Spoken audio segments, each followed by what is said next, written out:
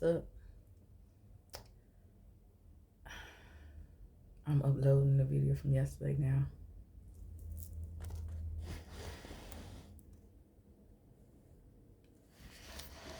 I didn't come back, but I did come back like I said I was gonna come back. How I really go outside. A little more with all my little sparkle. Oh, excuse me, my other hand. Let me do my other hand.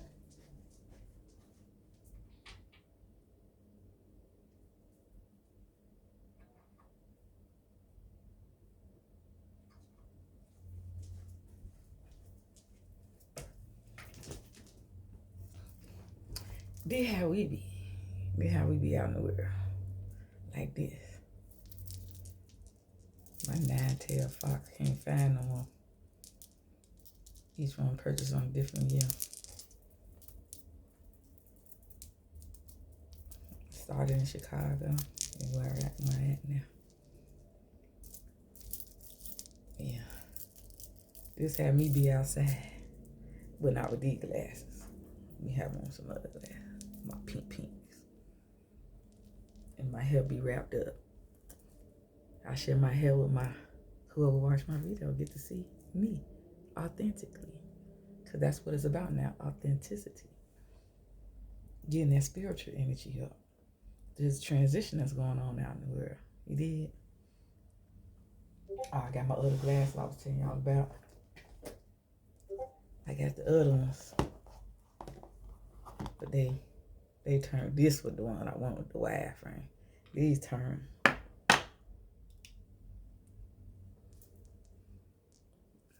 They transition purple. So you can't see it right now. But they transition purple. I might wear these, but I don't know. I'll bust on my son later, but not right now. But these I enjoy wearing on here when I talk to my sunstars, when I make my videos. Oh, and I just got my copper. Let it be on my skin. I'm about to give me another chain, so I had 3.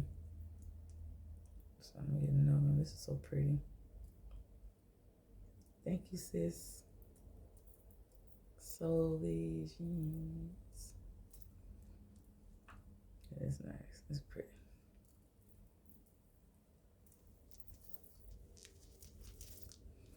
I'm gonna put one of these trials on there. I guess I gotta clean. I gotta clean the copper. It's tarnished because it's been hanging on the wall. I took it off the string. So I'm gonna clean it. She said catch up. Catch up. That's acidity, that acid. So I'm gonna use some ketchup and clean that and see what it look like. Cause this brand new, it's sparkly, it's pretty. But yeah, I told you I'd be back on here. We ain't reading today Thursday. We got to go to the gig tomorrow, so. Monday. We're gonna make up Monday. Well, I guess I could read some. Oh, what I can show y'all is the other book. Cause this is the one we're reading from. We're reading from this one. I had just got this one earlier this year, but this one I already had. Now this one, as you see, is much bigger than this one. Cause this one got and other stories, and I read through and looked at some other stories. I said, wait a minute, that got this similar. Let me see. But this, we're gonna start on this one. This one print is much smaller, but it got more stories to it.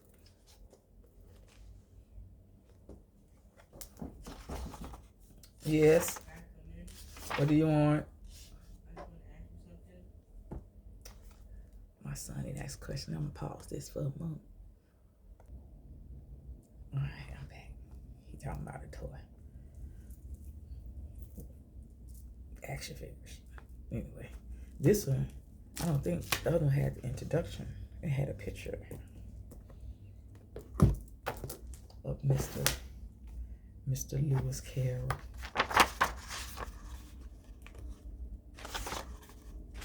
not. No. So we're going to read the introduction. We can do that now. Ooh, wait. Okay, because it is same pictures. It's the same pictures, but it's pictures. I'm going to do both these books. Okay, I see what they did. These pictures are in color. These pictures are not. So. And it has other stories. I'm nearsighted, so I can read fine. I've been doing this for a long, long time. I just looking up. That's probably why I will.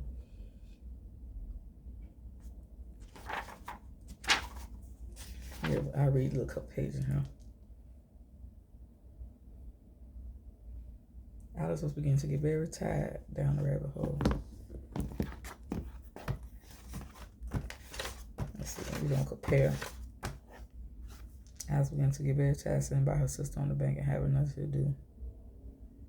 Once or twice she had peeped into the book her sister was reading.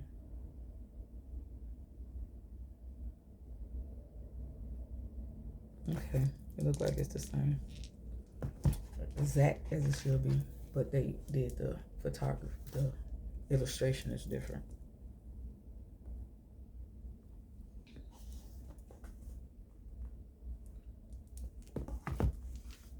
Introduction to Lewis Carroll, the pen name of Charles Lutwidge Dawkinson, was a Victorian writer best known for his children's stories, Alice's Adventures in Wonderland, and its sequel, Through the Looking Glass. The Mirror. Like me talking into this black mirror, I'm talking to you through a looking glass. I'm looking at myself as I speak into this portal. Sharing this is my online journal of my journey, of me building my spiritual energy so I can have enough to get the fuck out of here when we depart this organic temple that the earth gave us to come fly down here and advance our soul. So if you didn't know, now you know.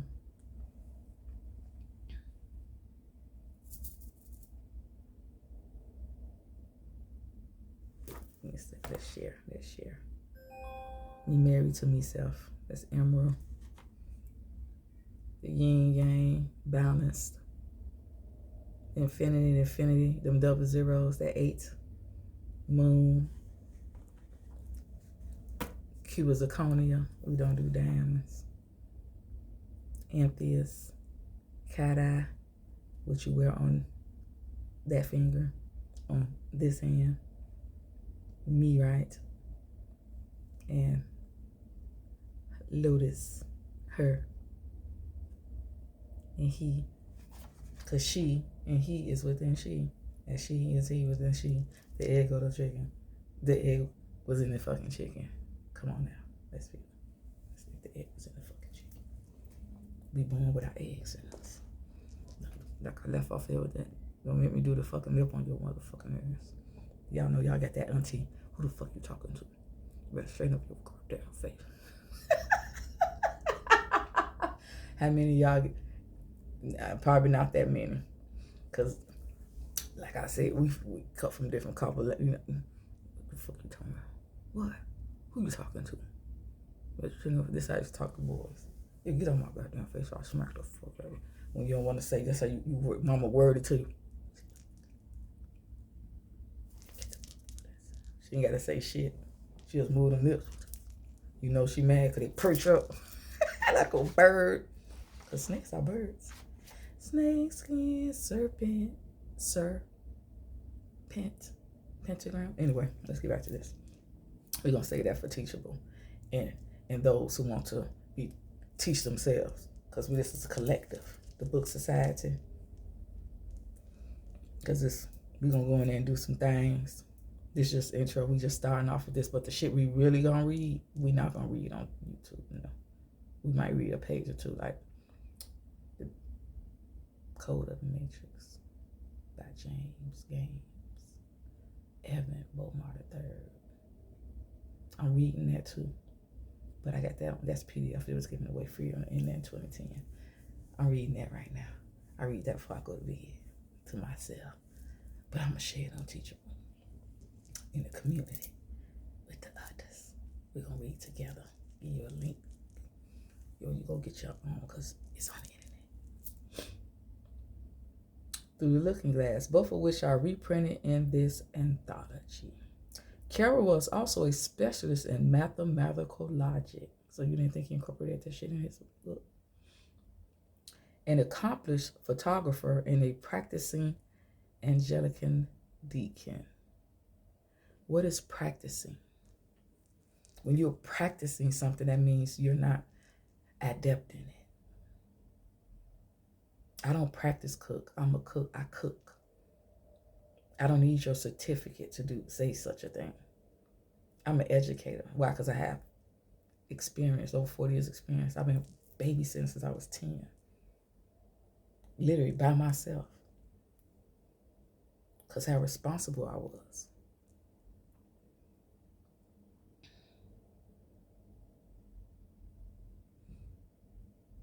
Today he is viewed as somewhat eccentric, but in many respects he was the consummate Victorian gentleman. What's a gentleman? All males out there, y'all know y'all ain't gentle.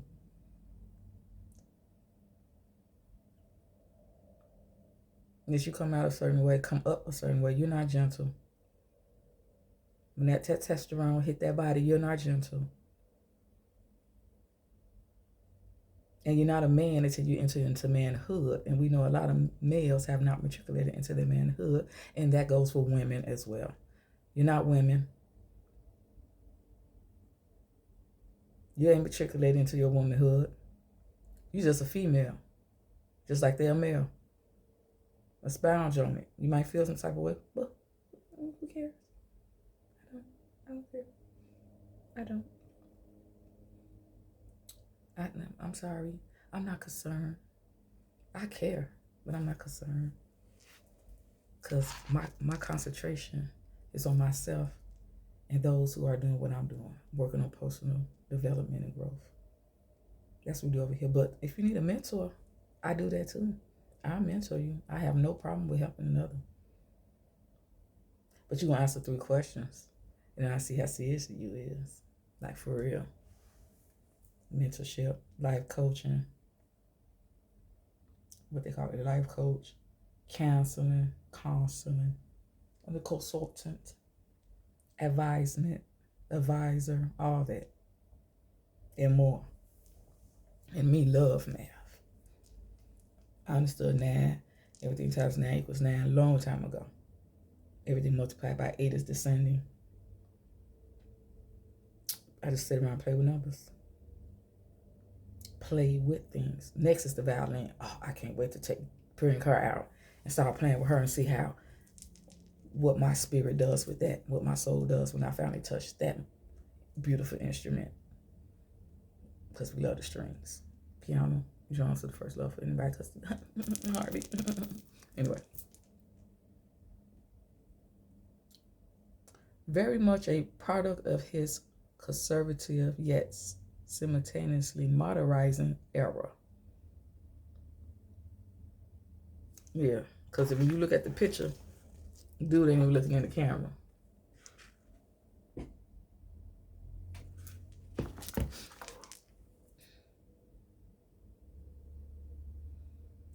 His fantastic work is known for its nonsense verse, logic, wit, and wordplay. Yeah, we like wordplay. This anthology features the Alice stories as well as a selection of lesser-known works that introduce the modern reader to different facets of this prolific and unusual author. So for those who don't know about the other stories, I'm going to introduce you to them as I introduce myself. Novelty and romancement. You ever heard of that word? Romancement? Because mint is Latin for mind. Roman, we know what that is. Well, some of us probably do not know what romance are. The romance. Who can't romance? When you look back at them,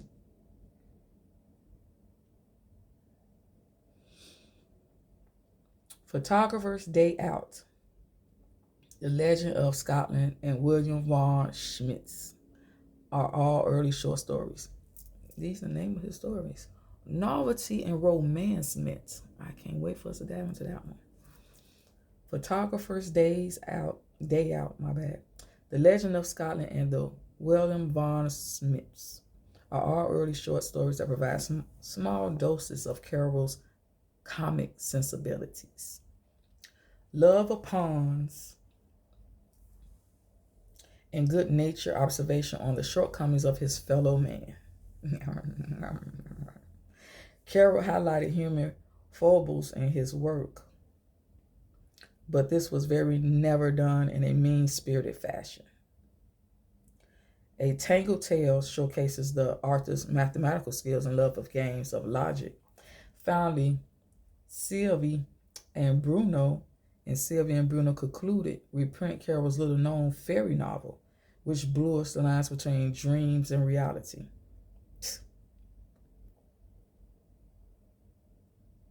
We in a dream within a dream, and you create your reality. You could pull from your dreams and bring it into your reality. Because when you lay down and die every night, the soul never sleeps. So it ventures into other things. And some must remember and some must do not. And some must not have pulled the soul up out the body. Projected and other things. It's just so many gifts. So phenomenal this temple is. Especially when it's turned on and them chakras rotating. That kundalini. You send that energy instead of wasting it and spitting it out onto another person. You send it up to your brain, your mind, let it, your crystal, you get your gifts, that chrism. There's no into all that. We're gonna get all that. The wordplay. You dig the wordplay.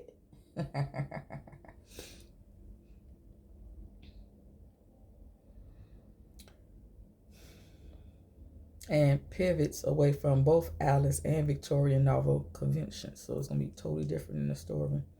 But the story, because most of y'all just seen the movie. How many people have read? Those who watch me and want to come over are going to be readers. Are going to be nerds, geeks, my peoples. The nerds, the geeks, the weirdos, us. The ones who chosen to do other things and to bring other things out here. Everybody chosen, but what are you chosen for? That's the question. Carroll's early life influenced his work in myriad ways. He was born on January 27, 1832. That makes him what? A Capricorn. Now he Aquarius, but he's still a Capricorn. Aquarius.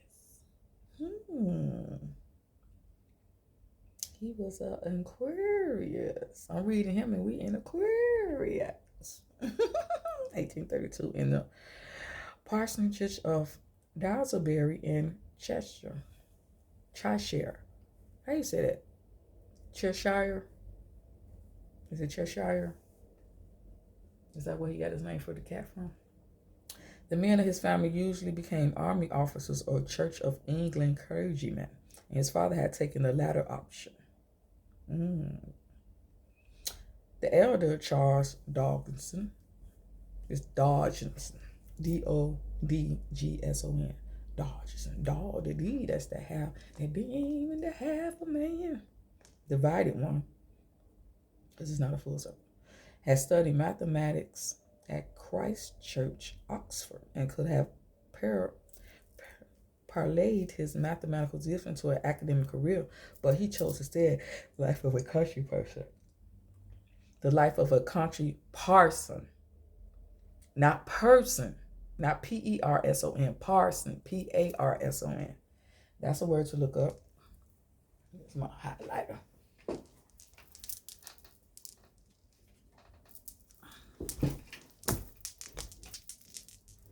Because you know we defining. We're going to be using the dictionaries too.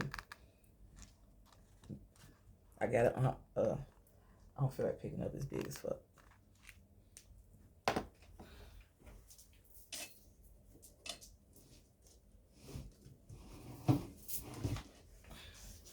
But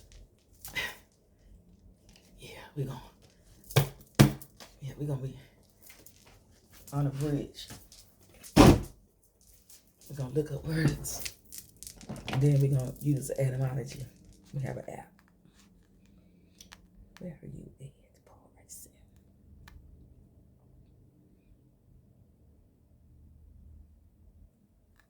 Life of a country parson. Not person, parson. Charles Jr. was the fourth of 12 children and the eldest son.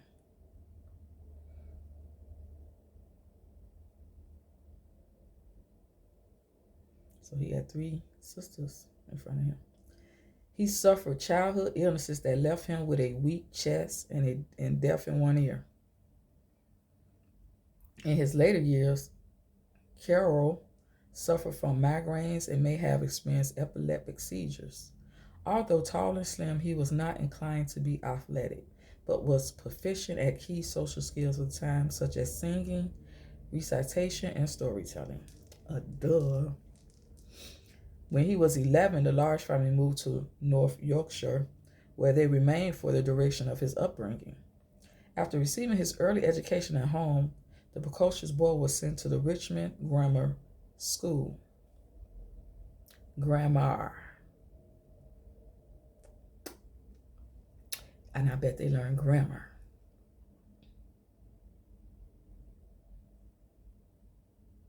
Elementary, you should be learning the elements. High school, you should be learning about the trees and all the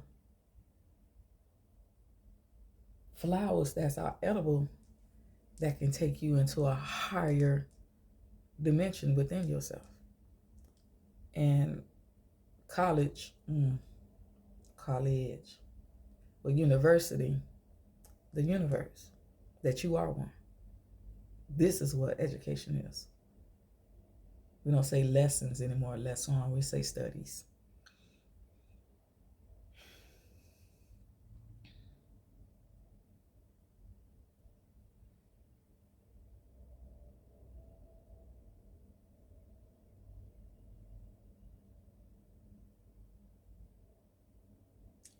We'll show where he remained for the duration of his upbringing. After receiving his early education at home,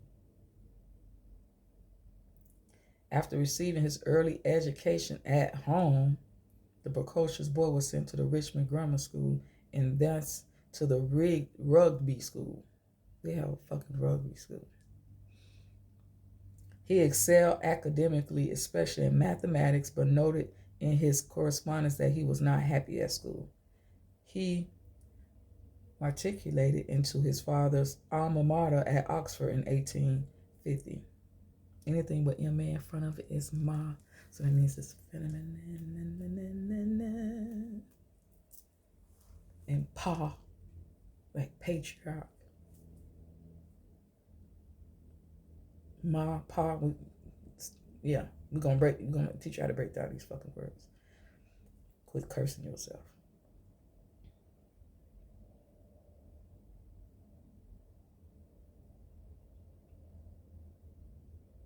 He had been there only a brief while when he received word that his mother had died suddenly at the age of 47. The father of his father, at age 68, is said to have affected Carroll profoundly. Despite his poor study habits, his talent in mathematics enabled him to graduate with first-class honors and remain at Christ Church as a lecturer, a position he held for 26 years. His original intentions had been to enter holy orders, which was a condition of his residency. Y'all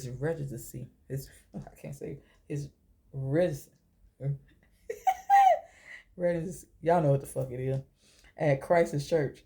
He became a deacon in 1861 but declined to pursue the priesthood. The dean allowed him to remain at the college despite the refusal being grounds for dismissal from his position. Wow. So if you attend this school, you have to be a part of the church.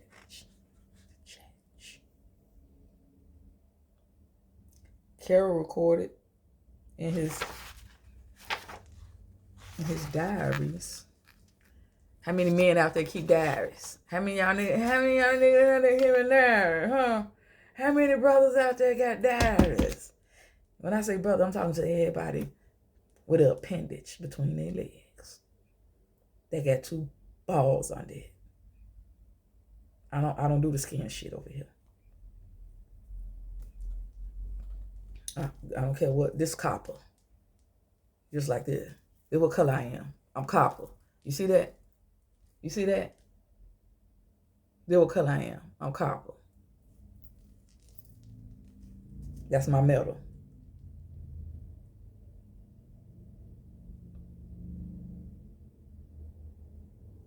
Baby, worry about more about the inside and about what's how somebody look on the outside. Nobody give a fuck about none of that. Roll my ass at you. I could look back on this, see how my ass look when I roll them. Because you need to do this when you pray. This how you supposed to pray. And breathing into your gut, your belly. Let's see how long we hold out, girl.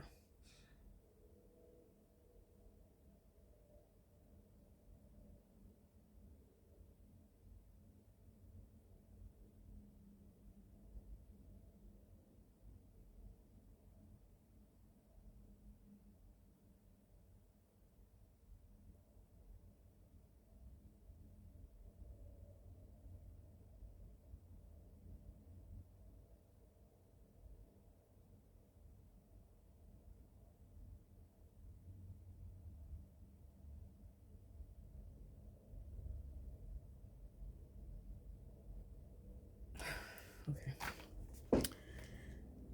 As he felt he was a sinner who was unworthy of the priesthood. He is known to have been uncomfortable with some of his father's conservative religious views, which were popular in high church circles at the time.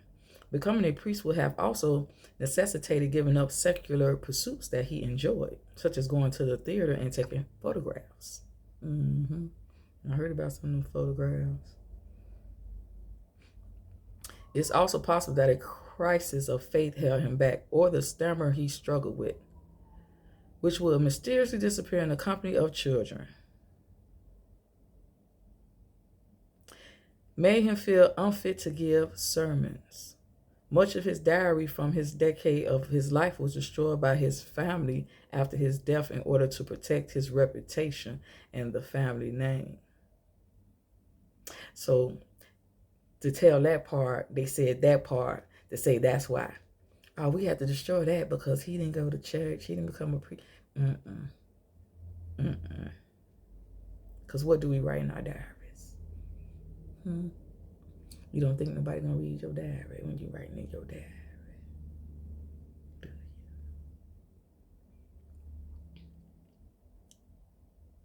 So the true reason for his reluctance will likely remain a mystery. I'm sure it would.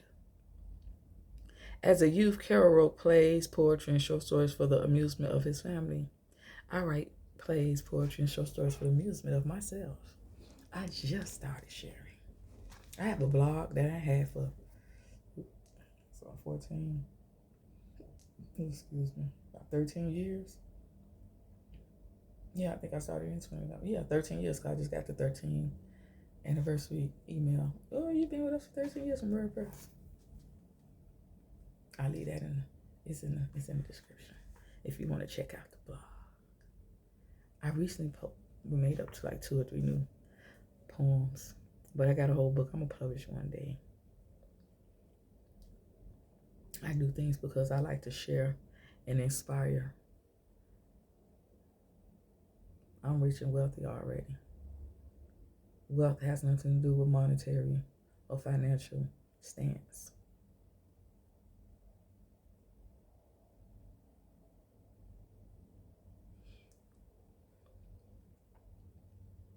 He began to publish them in 1854 and adopted the pseudo Lewis Carroll, a play on the Latin form of his first and middle names.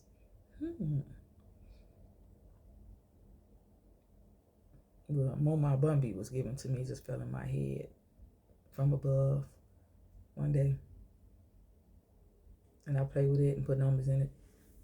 But Moma Bumby, what it sound like. And it's Bumby, B-V-M, V.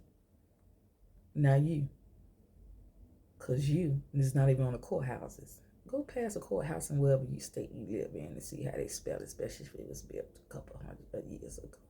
It's spelled C-O-V-R-T. Because the one in Cook County is spelled C-O-V-R-T.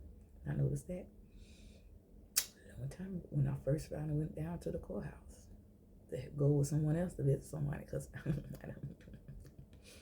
never had the ink on my fingers, besides when I had to do the background check with my preschool teaching shit.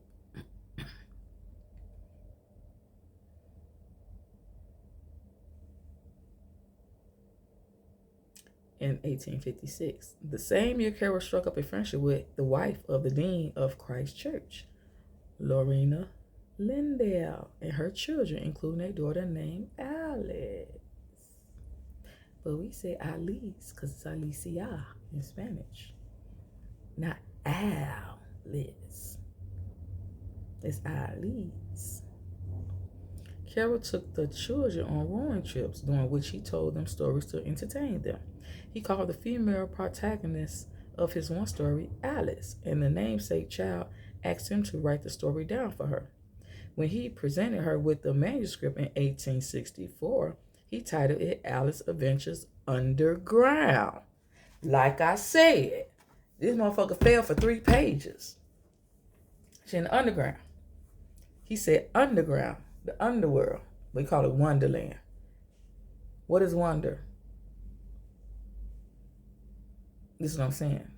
This is how you get to the truth. Asking questions. Question.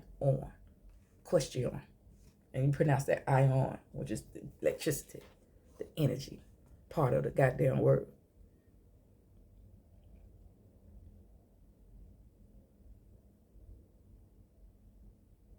The children of his mentor and friend, George MacDonald, and they took the A out and made it McDonald. You know them 2 titties, that M, which is Ma, M-A is Ma, what I say. And what they do, they burn up all the motherfucking cows and feed it to your goddamn ass. That holy beef. She give milk just like we do. Mm-hmm. A fairy tale writer and a congregationalist minister. I ain't never seen that one. Congregationalist minister also loved the story and encouraged Carroll to seek a publisher. Carroll approached Macmillan, and they published it with the new title Alice Adventures in Wonderland. So Macmillan published and changed the title of his shit. Cause they're like underground. No, we're gonna make it Wonderland. Why? But it was underground.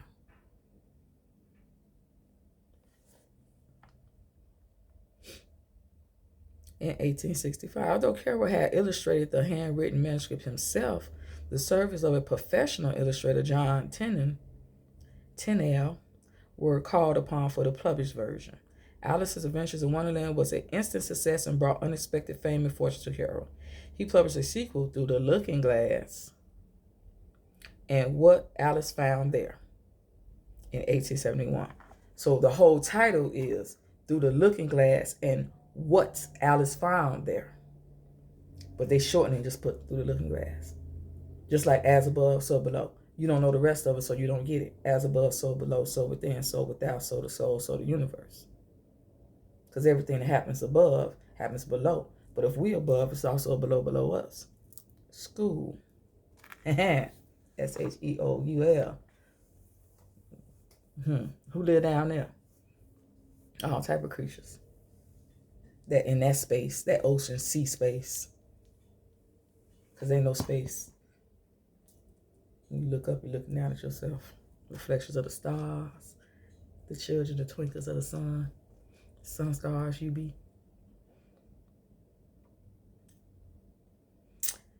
Although not included in this collection, a nonsense poem called The Hunting of the Snark. It's like shark, but with an N. Snark was Carroll's next most successful work, published in 1876. In addition to writing and teaching, Carroll was a skilled photographer. He took up the hobby in 1856 when he was a graduate student in mathematics and set up his own studio. His fascination with the camera remained a hobby until he gave it up in 1880 when newer, more rapid photography methods became popular. More rapid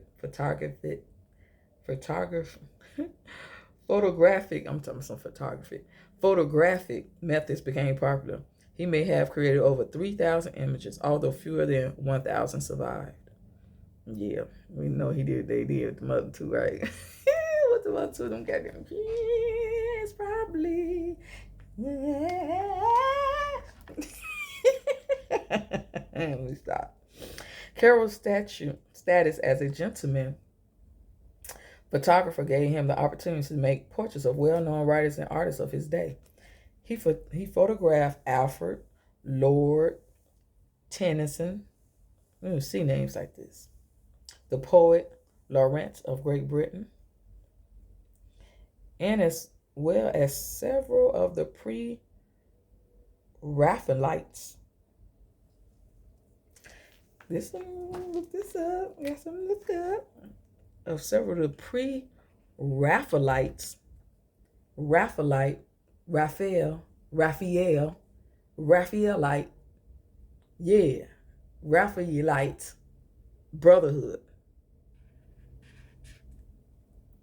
Raphaelite.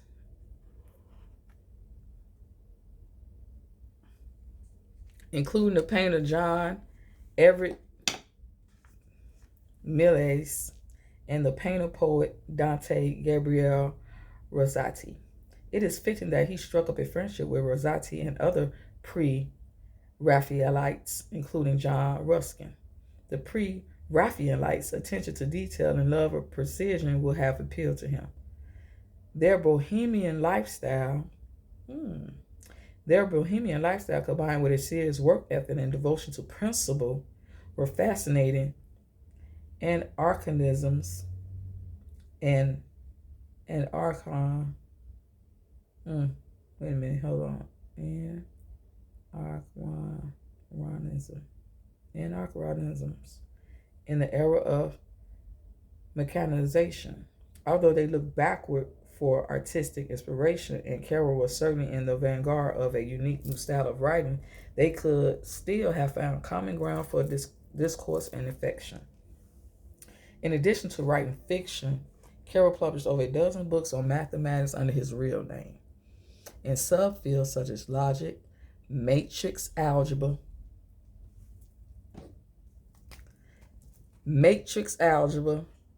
See, this is what I wanted. It was meant for me to read the book with my fucking name. And geometry. Matrix algebra.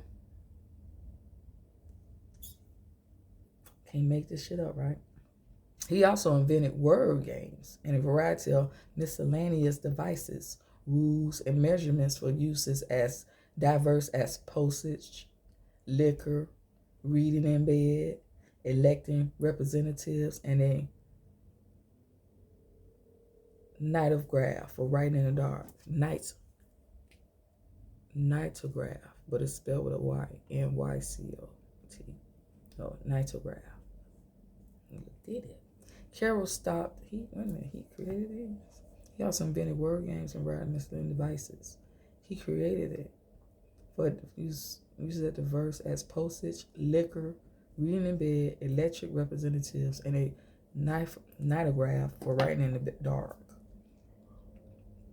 Carroll stopped teaching at Christ Church in 1881, although he continued to live at the college until his sudden death in 1898.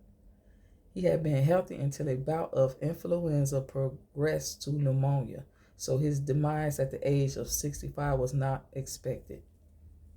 65? Age young. He ain't had no wife or kids, so women make y'all live longer when we take care of y'all as anybody took care of his goddamn ass. That's why it demise. Alice Adventures Underground is the original Alice story as presented in Carol's own handwriting and illustrated manuscript to Alice Lindale. It's two D's. Lindale. Like Alice. It's not Alice. That's two L's. Like L-list is spelled E-L-L-I-S-E. You follow me? You let people mispronounce your name, they take your power away. We don't have no one-syllable names. You need to break them down to two-letter blends and pronounce your names correctly if you're not pronouncing your names correctly. Every two letters is a sound, is a blend. When you homeschool, you understand these things because you get really down into certain things that they didn't teach us. Because we was trained to be workers, not educated. But I'm educated because I educate myself. Alice Lindale in November 1864. To this original story, Carol added further encounters and the story nearly doubled in length before publication. Alice's Adventure in Wonderland has enjoyed continuous popularity since its initial publication. The published version has 12 chapters. The story begins in the real world where Alice is bored. Her adventure begins when her attention is captured by a cloth rabbit carrying a pocket watch. She follows it down a rabbit hole. Rabbit Hole Radio Show. My name is Alice. My Chinese astrology is the wood rabbit. I'm also a Jaguar. The Taurus, double Scorpio, the Gemini, double Sagittarius. I ain't nothing to play with, but I'm fucking balanced. Do you feel me? Over the course of her adventure, she meets a variety of anthropomorphic animals. Did I say that correctly? Anthropomorphic animals and consumes food that makes her grow or shrink as occasion warrants, and sometimes awkwardly when it does not. Alice in the variety, I don't say Alice, because I just can't say Alice.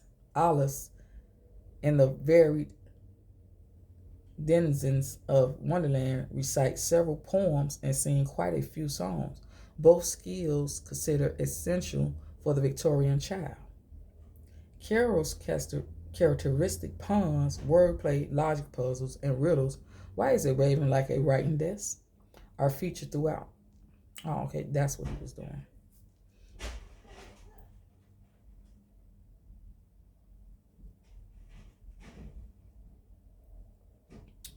See what that child doing. For Alice's Lindales and her siblings, the story held references to their names and other specifics.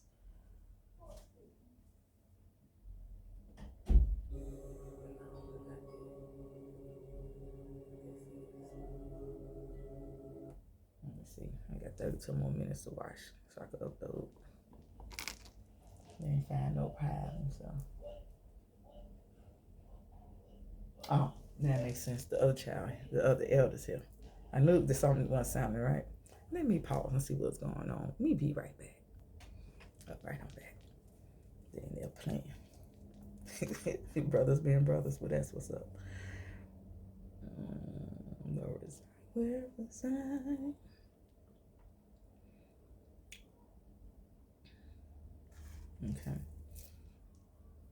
Okay. For Alice and her siblings, the story held reference to their names and other specifics that they would recognize and appreciate. For the general child reader of Carol's era, the obscurity of the story was delightful, and its parody well-known nursery rhymes, songs, and poems with which they would have been familiar.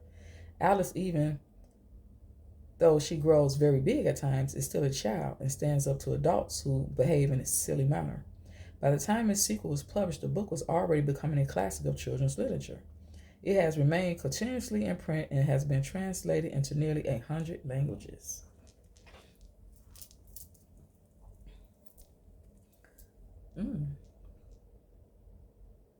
Children of every generation since have followed Alice down the rabbit hole with glee and have been just as captivated by the grin without a cat as was the original audience.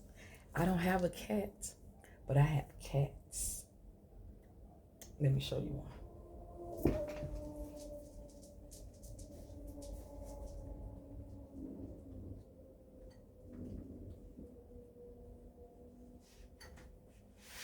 I'll show you several. I'm waiting on I gotta get my frames.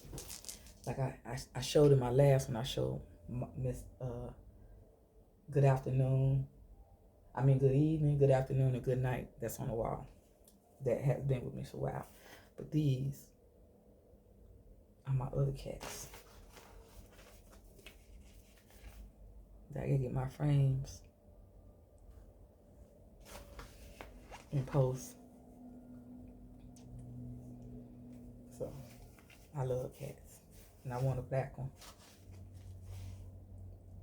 And I got some hard tin ones in my bathroom. These gonna go in the hallway. I know my son want one particular one. I gotta get him. I think it's 3 yellow flowers. Yeah, he want this one. This one going to my young star.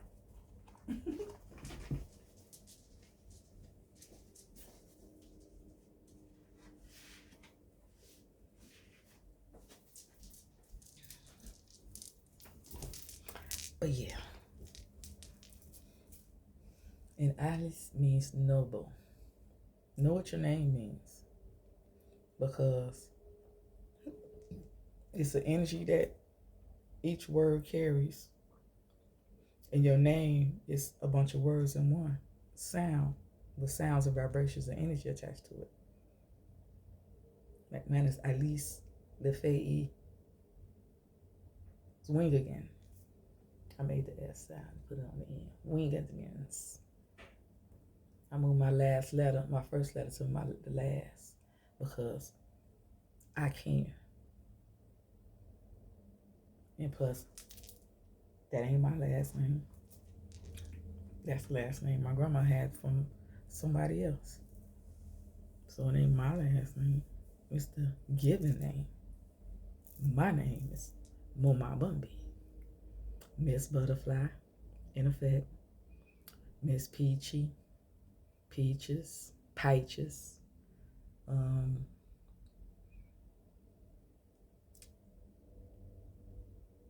all the ones on the show right now.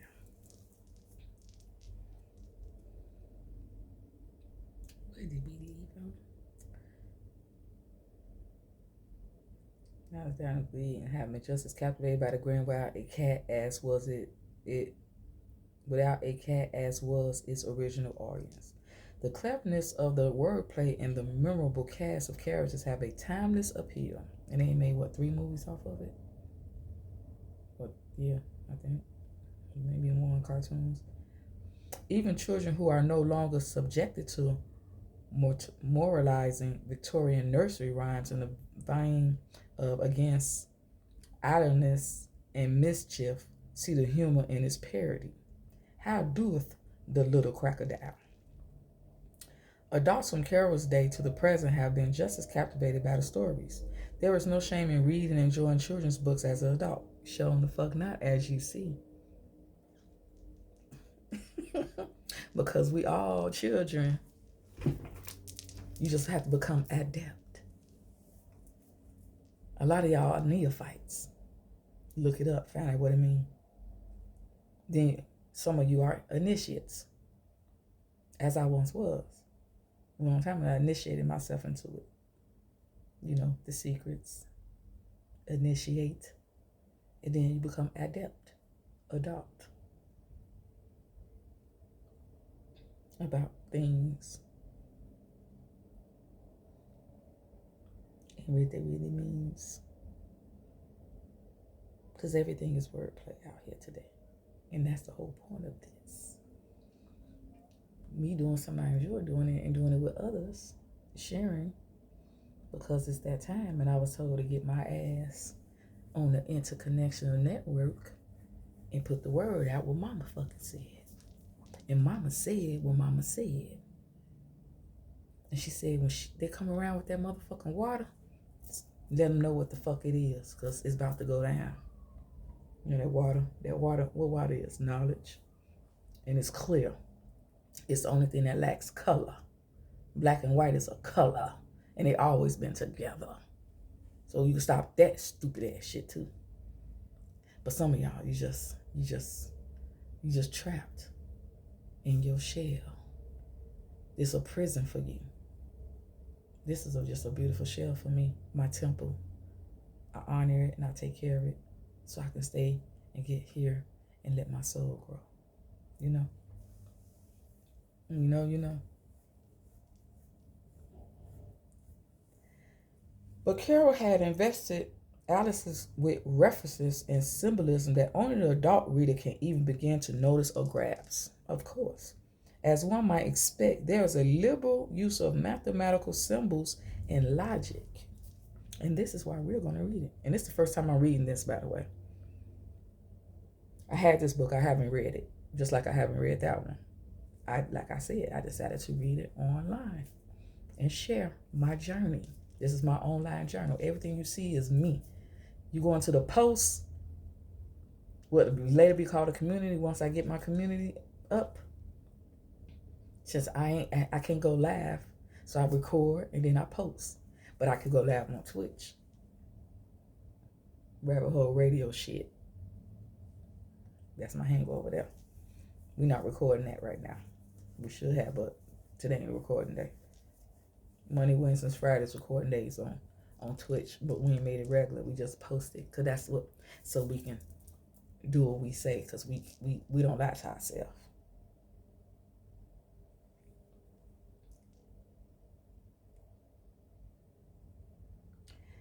Symbols and logic, such as using different base systems. Let me see. 4 times 5 is 12, and 4 times 6 is 13, and 4 times 7 is, oh dear, I should never get to 20 at that rate. And inverse relationships. You might just as well say that I see what I eat. It's the same thing as I eat what I see. There are French language poems, digging for apples, and Latin ones as well. Oh, mouse.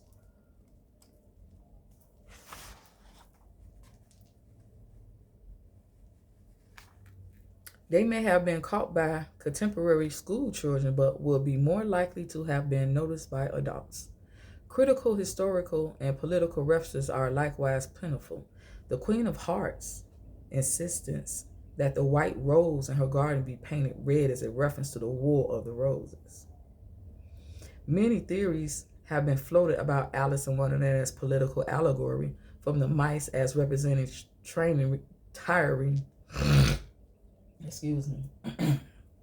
tyranny to various characters representing prominent politicians of Carol's day. Did the Valley Queen represent Victoria? Carol denied that he meant anything other than nonsense, and Queen Victoria was said to be a fan of the work, but the quest for hidden meanings in Alice is perennially engaging. The title Through the Looking Glass refers to the sequel setting as a mirror image of the first Alice story. Alice fell down the rabbit hole on a warm May day. I'm a baby. You see? Alice May Day when she had been sitting on a riverbank. She changed sides to advance the plot, and she dealt with some anthropomorphic playing cards. This new adventure takes place in winter and begins with Alice sitting in front of a fireplace indoors. She plays chess instead of cards, and temporal and spatial shifts, such as crossing a brook, move the plot in the way that changes in size had done previously. There are more poems and songs, including the final acrostic poem that spells out Alice Pleasantness Lindale, Jabberwocky, a nonsense poem that has achieved such notoriety that it is sometimes published on its own, and The Wars and the Carpenter, a parody of the traditional English ballad. As she plays her way across the chessboard, Alice meets Tweedledee and Tweedledum, and Humpty Dumpty, characters from traditional English nursery rhymes. She also meets the lion, and I have a nursery rhyme book too. We could bust that bitch open if you want. You can vote on it. I got that too. Yeah, you want to see? Let's see that one.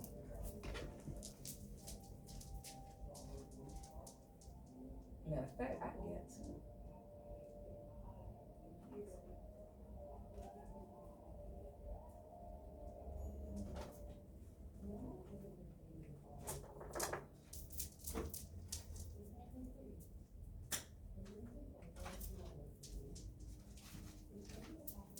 I actually got two. This one that I had to tape up. I got this one. 15 years old. I got this when I was pregnant with my son. I bought this one here. And these, yes, it's stuff in here you ain't never heard of. This was published in 2009. And I bought this in 2000. Damn, it was brand new. Yeah, I bought it in 2010. So I'm gonna be on. Yeah. Yeah, we could play with that one too. Cause you see it. And I got this one off the internet. I think I paid less than $1 for this. The nursery rhyme collection. You see that gold in there? Can you see it? Yeah, you see it.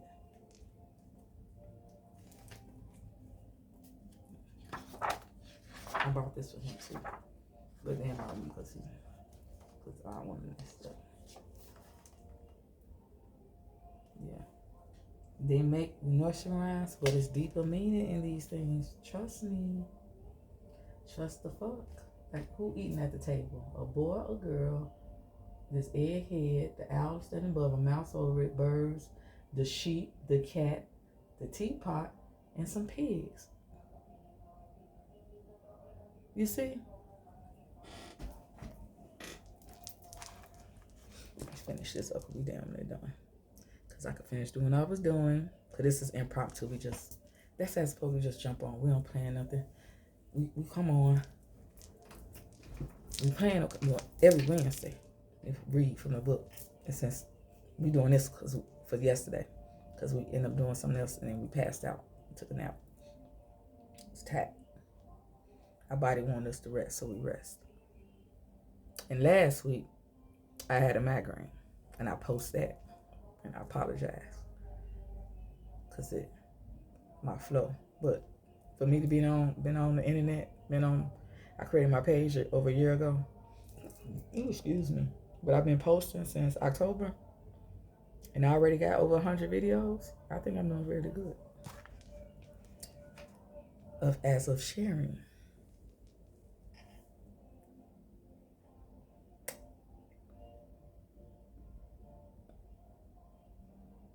Okay, expedition English nursery rhyme. She also meets the lion.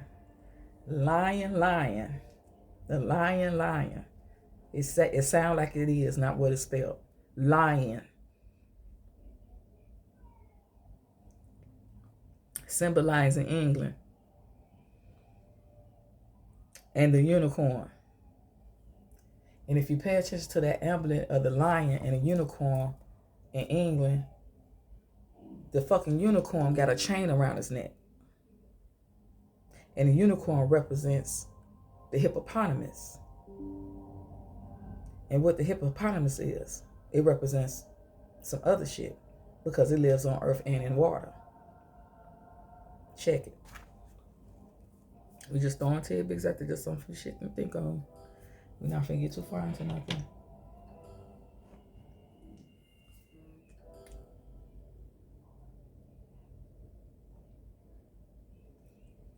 Symbolizing Scotland, who are fighting one another. So the unicorn represents Scotland. Who's in Scotland? Just like I know some people is called you people of like we dominant melanated, and those who are recessive with the melanin. You are not what you come from.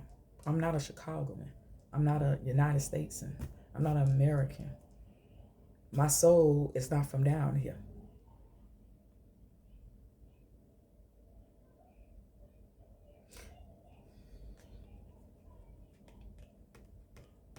Who are fighting one another. Given Scotland's current bid for independence from Great Britain, the animosity between the two countries seems as timely today as it ever was.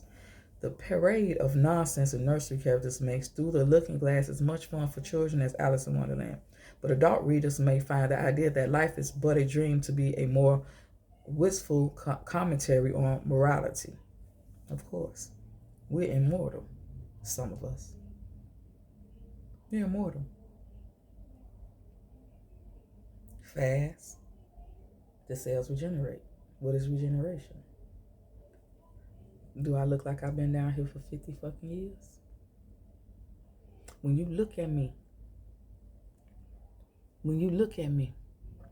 do I seem to be down from my vocabulary? Yeah. If you just heard me talking, you know I got some time on me. But if you just look at me and my mouth don't move, you see me outside. You walk up on me. You walk up on me outside.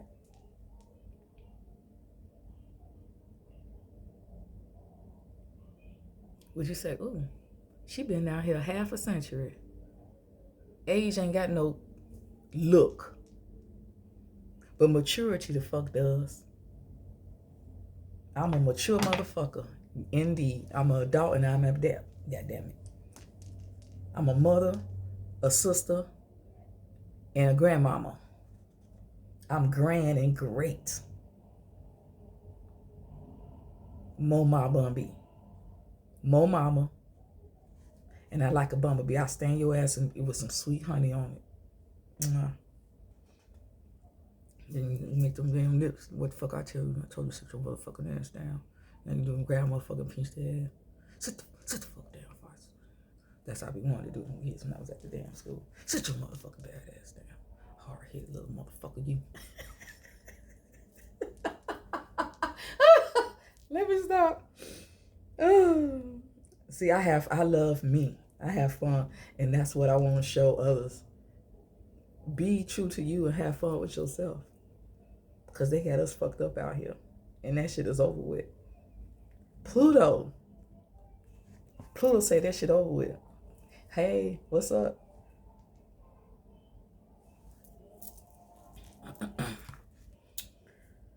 Whew. Sivi and Bruno, published by Macmillan in 1889, started as a fairy tale written in 1867 for a magazine called Aunt Judy's that evolved over many years into a much longer work. Carroll notes in the preface that once he got the idea to develop the story further, it took him many years to arrange the odds and ends of ideas that occurred to him, in which he jotted down at all moments. Any writer, that's what we do. I keep paper and notebooks around me. I keep a pen. Even at work, I'll be studying at work. I'll be doing my have my ear things on and listening. And if something come across I need to, I got a notebook on I go right down. Ain't nothing finna stop me from rising. Ain't nothing finna stop me from growing myself and my soul and getting the fuck on and breaking this cycle. This the cycle. Yeah, them double O's, the infinity zip. Back and forth shit. Being dual. I'm not dual. I'm balanced. Balance, wholeness, vibrations.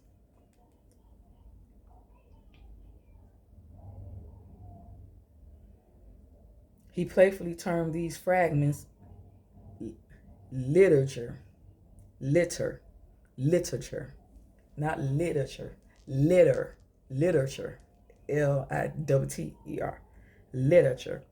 As he had already obtained considerable success with Alice in Wonderland, this task was undertaken not for money and not for fame, but in the hope of supplying for the children whom I love some thoughts that may suit those hours of innocent merriment which are the very life of childhood. The innocent. They don't let us stay innocent for long, do they? Us children of the rainbow.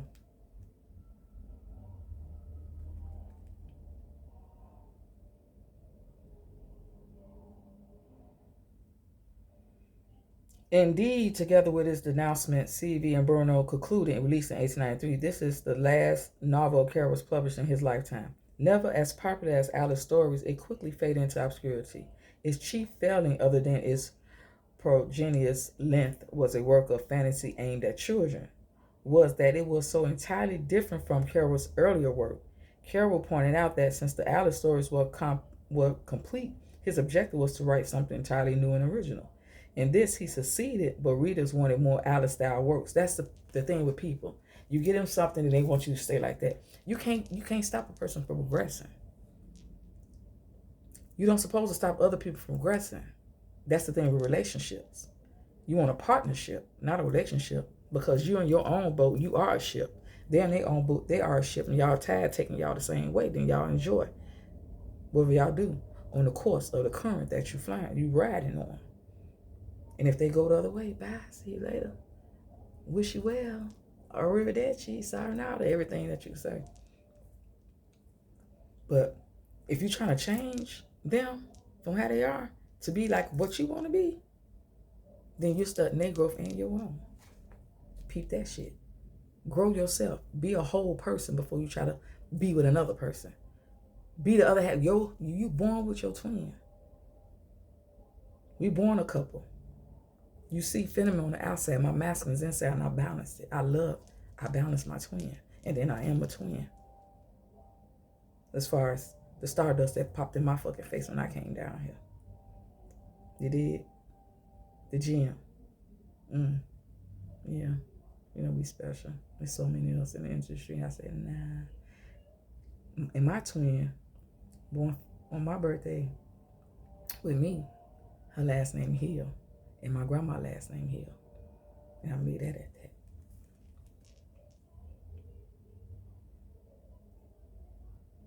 Two different mamas, but the same essence. And talents and gifts. They wanted her to be a down below star, but she knew she was an ass above one, as we all are. We all ass above stars. Don't let anybody make you a down below star. A contract, a con on your track. Your track is your body. Peep it. That's what we're going to read. Help those who want to know tarot, the wheel. We're going to help you read the cards. I don't read other people. I have them because I have them. But to learn them, which you should learn yourself. You don't let nobody read you, especially if they ain't divine and looked at the time before they read your ass. If they ain't took the time in account, because every 2 hours, the motherfucking energy changes. Like, let me see what energy we in right now to prove my goddamn point. Right now, we're in the energy of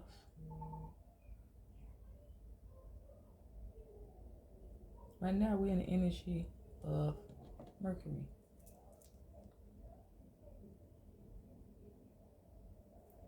We're in the energy of Mercury.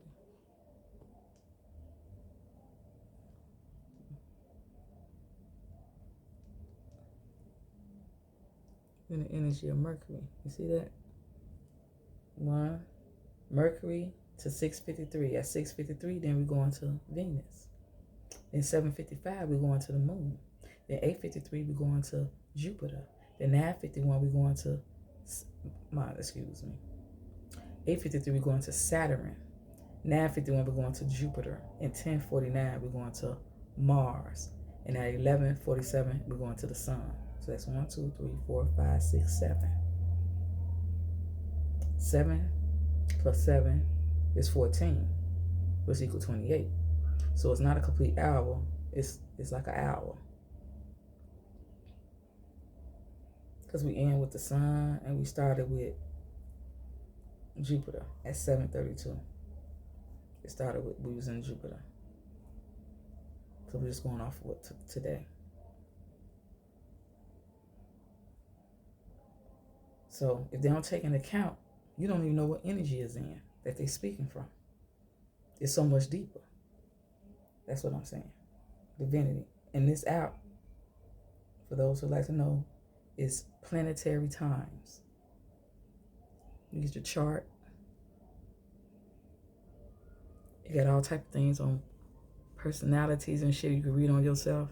Yeah, and it's free. But it's probably hard to find because I had this for years. Like, what's coming up, my next new thing would be July 17th. So July 17th, after I turn the 50, it's in Mercury and Venus. Right now, it's Venus when I turn 49. And that's what it said, and that's what it was. What it said it was going to be exactly what it was, and I understood it. You decipher things for yourself. You don't let other people read you. You read yourself.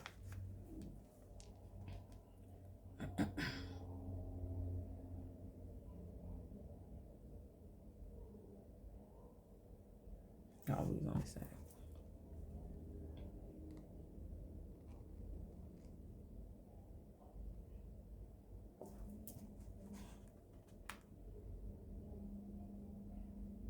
And the more Alice style works rather than being challenged by a new unconventional writing style. The Alice stories, as noted previously, were subversive at the time.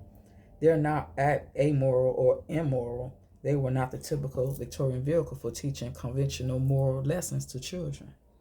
Motives for morality. Ain't no morals. Ain't no church in the jungle. What is morals? Ain't no church in the jungle. Back in the day, when somebody did something to you, you had the right to get that ass. If that ass got to some safety behind a gate or something before you and yours got his ass, that's what kept them safe. But other than that, it was your right to get your get back. They tell you, no, that's the hook, that J. Because we all fishes down here. We came out the water. Why you punching wet?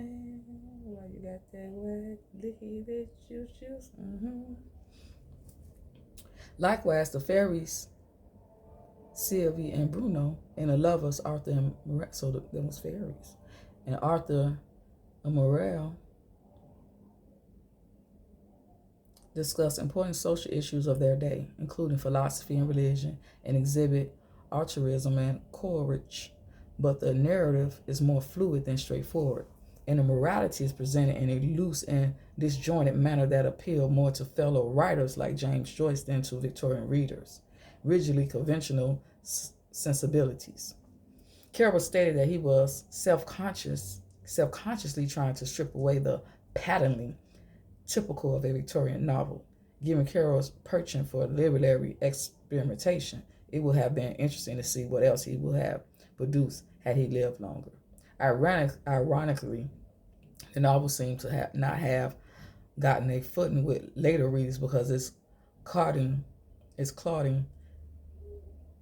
sentimentality was viewed as too conventionally Victorian. Through Ausability, written for children,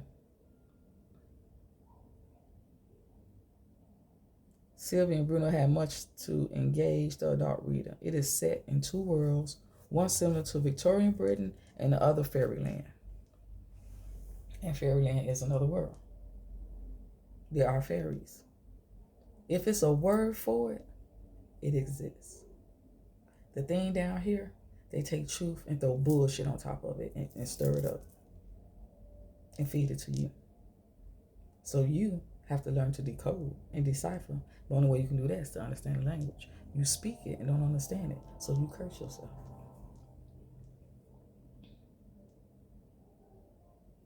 And don't understand, innerstand, because it's an inner thing. You have to go within. Everything's about going within. I like this. I'm gonna wear this just like this too. Wait on the inside. I think this is quartz crystal.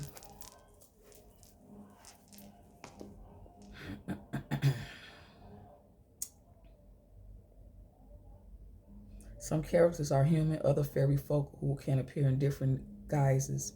A narrator moves between both worlds and encounters the characters in each mainly as an observer. There are two primary plot lines: the attempted usurpation usurpation, usurpation, usurpation of the throne in fairyland, and the courtship of a human doctor, Arthur Forrester, and a lady, Miriam Orme. There is a romantic rivalry and a political intrigue as unusual Carroll plays with language and logic, and he does so in increasingly sophisticated ways. He also continues to challenge the conventional boundaries of character and blurs the lines between fantasy and reality much further. The narrator falls asleep to shift between the two worlds, but Carroll does not make it easy for the reader to dismiss fairyland as merely as a dream. Sylvia and Bruno appear as children in the real world, so they could be easily transformed into young fairies in the narrator's dream. But the transformation of other characters between worlds prevent leaping to that simple conclusion and sticking with it throughout. There is ample show of Carroll's love of nonsense. The outlandish watch, which makes time run backwards with a few constraints, somehow brings to mind Norder's Justice, the Phantom Toll Booth. The parallels between the Alice stories and Justice tell of a bored schoolboy who travels to another world with outlandish characters, mathematical and logical puzzles to solve, conspicuous wordplay, but that's what life is. And a whole lot of nonsense are quite obvious, but its antidotes appears.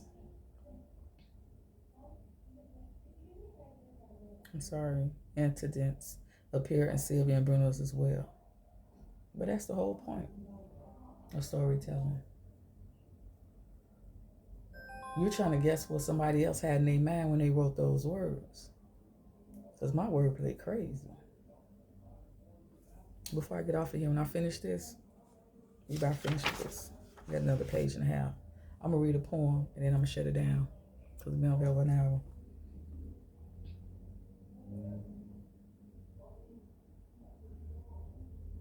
Like many of Carroll's lesser-known works, A Tangled Tale first appeared in a magazine. In this case, its 10 stories were serialized in a monthly package starting in April 1880 and continuing through March 1885.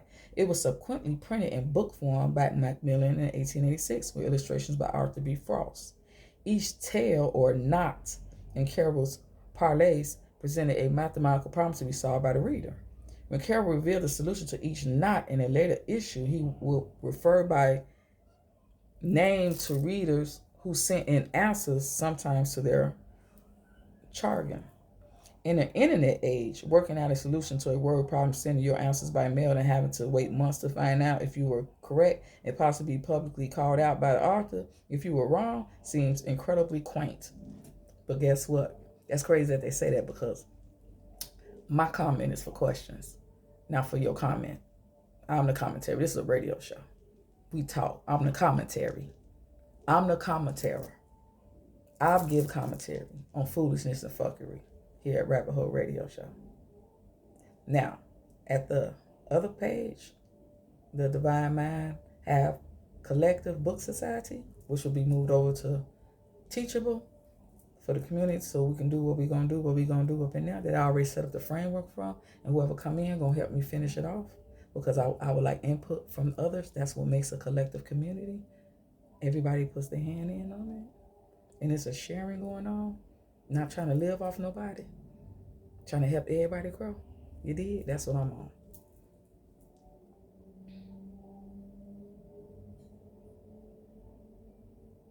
I can't wait to go live. I can't wait till I get the free little handful more people. Everybody who follows me besides one person, have met me personally.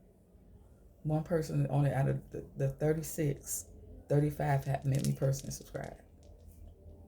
So when I get them others and we go live, I'm going to enjoy communicating and going, seeing what's out there, what kind of echoes I attract it back to myself.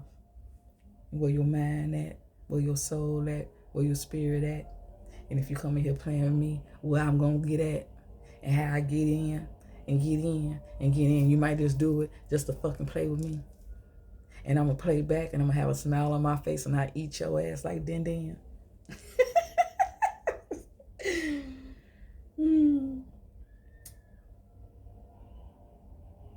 Each tale of Knot and Carol Palace present a mathematical problem. Not really.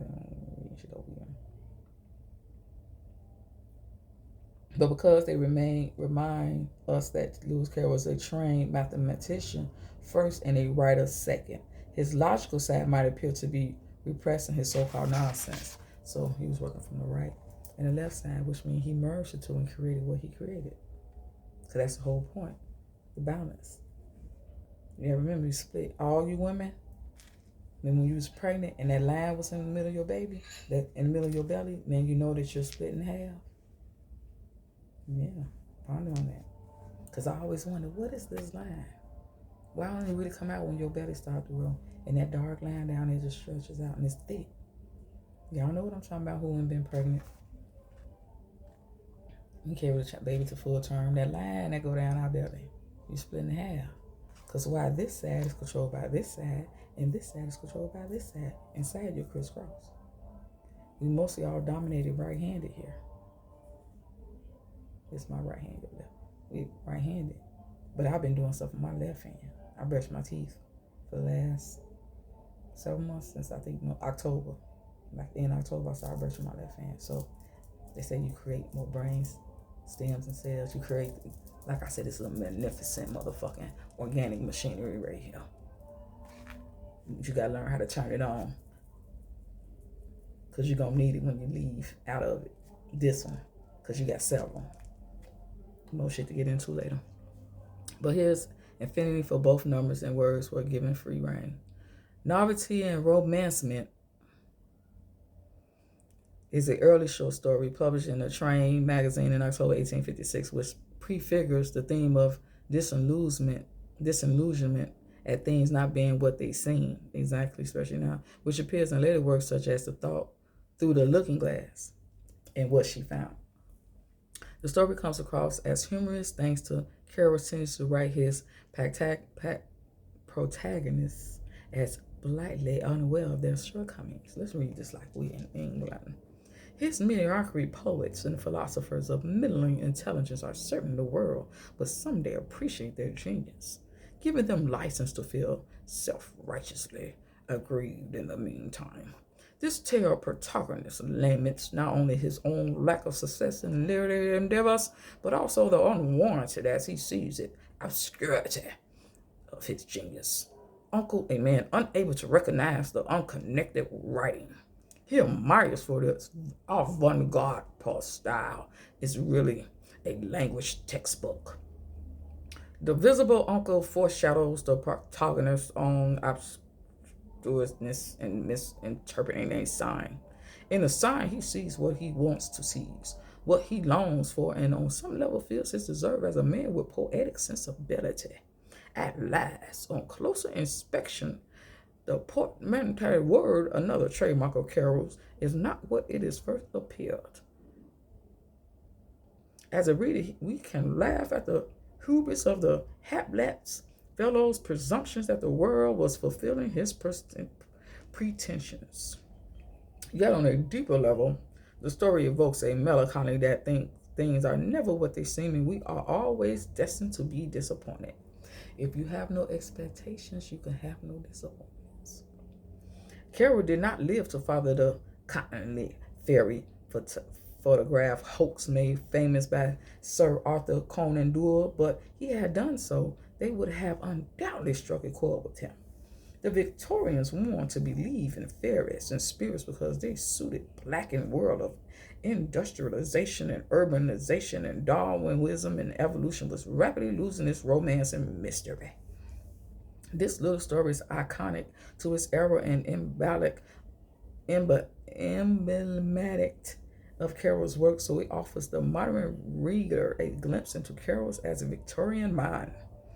Carroll's frustration as a photographer in days of long exposure forms the subject of Photographer's Day Out, published in the South Shields Amateur Magazine in 1860. Tubbs, the author's partly alter ego, narrates his tale of woe when he is engaged to a photographer, the members of a large Victorian family. He accepts the job only because he has always wanted to photograph a girl by the name of Amelia, which happens to be the name of one of the daughters of the family. a silly conceit that serves to set the scene. The parents and children set about creating idolized images of themselves that fall apart when the adults pose in obscure fashion and the younger children fail to keep still for the necessary length of time. Even though the photographer's still life of a nearby cottage becomes surreal when a cow and farmer move during exposure, the modern reader who finds it challenging to photograph animals and children at today's shutter speeds will marvel at the patience it took to capture an image in the days when the subject had to remain still for several minutes. And perhaps I have some sympathy for poor, disgruntled Mr. Tubbs. Mr. Tubbs. The Victorian loved a good ghost story, and The Legend of Scotland is Carroll's satirical take on that popular genre. Like many of Carroll's work, it was penned for individuals who knew personally rather than published for a general audience. The receptiveness of literary beneficial in the case were the daughters of Archbishop Longley. While their father was Bishop of Durham, the family resided at Auckland Castle, known for its damp and chilly cellar. For the English, a damp and chilly place brought to mind Scotland, hence the name. Scotland. It is an early piece written between 1856 and 1860 under the pen name Edgar Cutwallace, an anagram of Charles Ludwig. It pretends to have been written in 1325 and uses rude pseudo old English spelling. That's another thing. These numbers they be fucking coming up with. Oh, this is a myth. How the fuck they know? Ask yourself that shit. How the fuck they know? Oh, yeah. What you mean the earth? You a fucking lie. How did you get that information to do that? Who taught you anything? How do you know we don't remember? How you know something teaching us and we was nah. No. Nope. As the reader will notice, the ghost's sad tale also plays on Carroll's interest. Damn, time flying past. Plays on Carroll's interest in photography. The laddie fancies herself worthy of a painting but cannot afford to engage a painter. So she hires a photographer who will photograph her lower or upper half, but not both together in one shot, leading through long imprisonments to the ghosts of both photographer and sitter haunting the Scotland cellar. This story was edited and published posthumously by Carroll's literary executor, his nephew Stuart Collingwood. William Vaughan Smith is a short story first published in the Whitby Gazette on September 7, 1854. Carroll first visited Whitby with a group of mathematician students that year in return for subsequent stays at his favorite seaside hotel, a common Victorian style of vacationing. The beach town furnished the setting for his first satirical poem, The Lady of the Ladder, and served as an inspiration for later works, such as The Wars and the Carpenter. In William Vaughan Smith's, Carroll pokes gentle fun at the town's refusal to embrace the modern convenience of street lighting. This very early work also featured extensive wordplay and lengthy sentences that became hallmarks of Carroll's writing style. His eponymous protagonist is an unsuccessful poet, and the readers treated to ample evidence of William's lack of skills at writing verse, and I don't like light, as you see.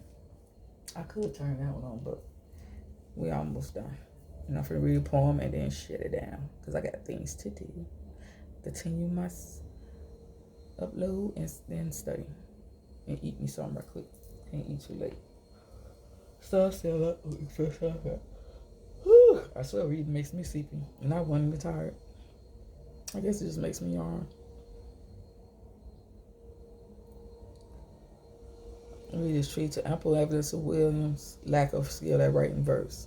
This short farce is presented as a hybrid between a novel with chapters and a quasi-play in 4 acts. And the modern reader who is familiar with Victorian literature will see that Carroll appears to be parroting the style of well-known writers of the era, such as Charles Dickens. Good to know. The antagonist of the piece bears the surname of Muggle, a word known to readers of the Harry Potter novels as the term for non-magical folk. The word can be, I read all the Harry Potters besides the last 3, and I've never watched the movie. I ain't never watched Black Panther.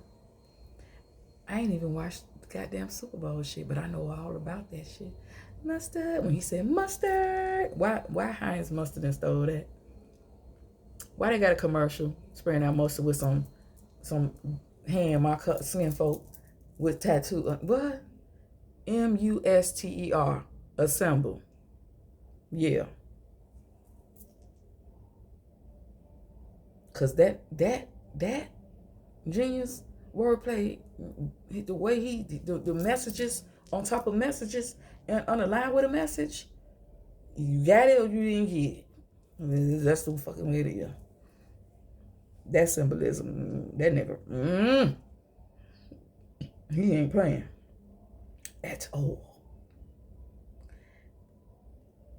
The word can be traced back to Shakespeare and has cropped up in other literary places, so it is not certain that J.K. Rowling took her inspiration from this usage, although the innocent influence of Carroll in the world of Harry Potter is apparent. Carroll is known to have been dismissive of his early writing, including this story, and is not often published excerpts in volumes of his complete works. Carroll's opinion, notwithstanding, the tale is such to delight the reader because of how it is hint at the witty and slightly disparaging writer Carroll was to become. Enjoy your trip down the rabbit hole and beyond. Amanda Kurt, M.A.M. Field. And then the story begins. So, we're going to continue reading where we left off in here. But when we finish this one, we're going to pick up on the short stories in this one. So that's what I'll be sharing with you tonight. So I did read for the week. Now I'm going to read you a poem off my blog.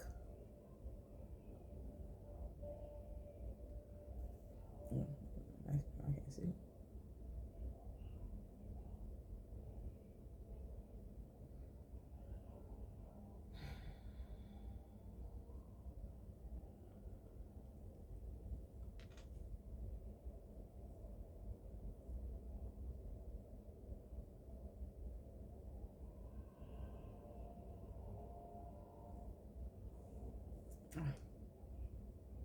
Nice, right?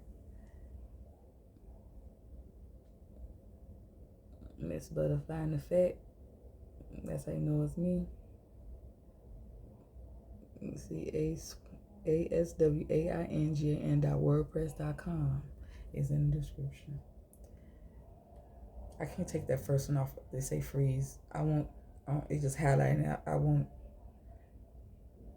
put something else at the Portals of Earth. Sun Stars. This poem is for y'all. I wrote this on here on March the 7th this year. We saw our bro-star reflection, reminding me that my light can be shared easily. We spoke. We are sister reflection. That's supposed to be with. I gotta correct that. Of mine, she stated, just get on there and speak. So we here to remind you, you are the ship. We all looking for our divine mate to help us row our boat. They were meant to be born beside you that day. You took your first breath in and out this realm plane of existence. But the coupling didn't happen. That way, separation, we feel deep. So instead, get in your boats and roll with the breeze. Roll, roll, roll your boat gently down the stream. Mari, Mari, Mari, Mari. Life is but a dream, dreaming within a dream, separated from our divine mate. So for now we shall concentrate only on our holy breath and relate to self while being that pentagram, God, angel being. Thank you, 7 Boma. Innerstanding the synchro energy. Energy. Guide thee, not geometry, but geography. You see? Where are you going gently? Alfie, Bet, Sun, Trinity, Seasons, 5, Sexes, through your 7 planes. Are you amazed by the gifts within your mainframe? Wholeness, balance, vibration spin all into one. Remember, you are the star, sun. I see you too. Reflections, we reflect back to you. One love. And then I always put pictures. After my poetry, I put pictures.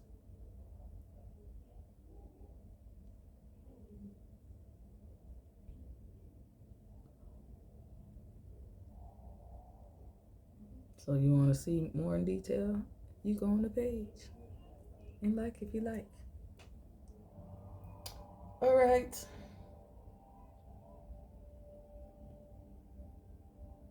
Let's see what there's on. I read this one. It's and it's just scrolling. Ooh, look at this picture. You see them roots? What they look like? That came out the ground. You see it attached to the goddamn dirt? Somebody, it's pulled out the ground. You see that? What that is? What that is? What the fuck is that? Put our glasses back on before we get on off here. Because you know we got... I said this back in July 7, 2018. Silent night. Silent night. The world needs a STF pill. Shut the fuck up. Shut the fuck. Pill. Silent, holy day. No one can say shit. Nothing. Smile, nod or not. Keep your thoughts, opinions, feelings, emotions to your damn self. Didn't your mama tell you, if you don't have anything good to say, then say nothing at all? Yes, some peace and quiet. Nature about to shut everybody the fuck up. She don't care what the fuck color of her rainbow you fall under or not. Ain't that a picture? This how my mind works. This how I communicate. So, we're going to end this now. We hope you enjoyed the show. Until we come back and give you some more, it's plenty on site. This is just the recent one. It's plenty. Make sure you go to the post. I got a whole bunch of things I post with myself so you can understand who the fuck I am and why I speak the way I do and where I be from. I post astronomy shit on there. My shit. Like what's going on in the world pertaining to me. Because it's all about me. You're just a reflection of that. Just like I'm a reflection of you. If you hear, then you feel me.